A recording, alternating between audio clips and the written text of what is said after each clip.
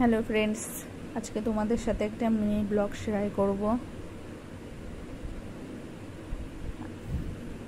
বিকেলবেলা তেমন একটা বাড়ি থেকে খুব বেরোনো হয় না, আজকে বেরোলাম কারণ 3-4 দিন ধরে এত বৃষ্টি হচ্ছে যে এত চারিদিকে জল কাদা জমেছে যে বাড়ির থেকে বেরোনোই মুশকিল হয়ে গেছে।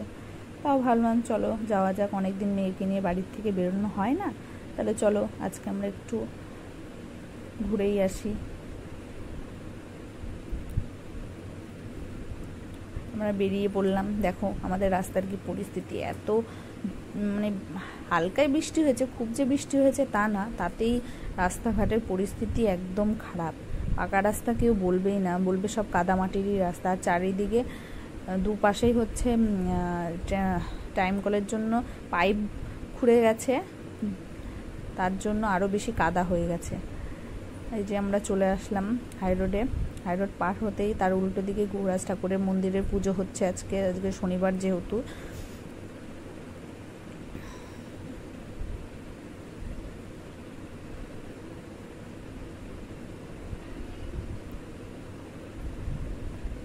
ট্রেন ঢুকছে, চারিদিকের দৃশ্য দেখো, একদম পরিস্থিতি খারাপ। গুহরাজ ঠাকুর মন্দিরের উল্টো দিকে মা মনসার মন্দির ছিল।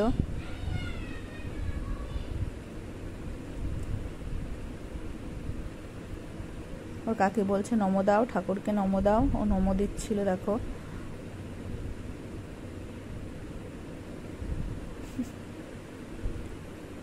বৃষ্টি হওয়াতে চারিদিকে পরিস্থিতি একদম খারাপ হয়ে গেছে। চারিদিকে কাদা জল, প্যাচপ্যাচানি কাদায় বাড়ি থেকে এর জন্যই বেরোতে ইচ্ছা করে না। তারপর ওর বাবা ট্রেন থেকে নামলো, নেমে এবার আমরা বাড়ির দিকে চলে যাচ্ছি।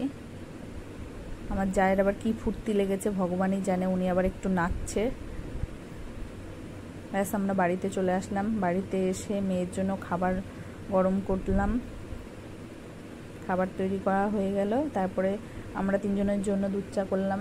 আমার শ্বশুর শাশুড়ি তো দুধ চা খায় না, ওদের জন্য লিকার চা আগে করে দিয়ে এসেছি, তারপরে আমাদের জন্য দুধ চা করে তারপর সন্ধেবেলা টিফিন করলাম। সন্ধেবেলা তেমন একটা টিফিন করিনি, দুধ চা বিস্কিটই খেয়েছি।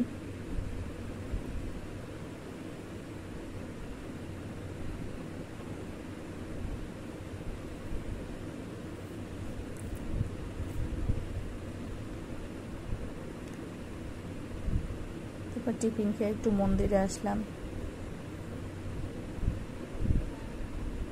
এটা আমাদের বাড়ির মন্দিরে 3-4 জন লোক বসেছিল, আমি একটু বসেছিলাম।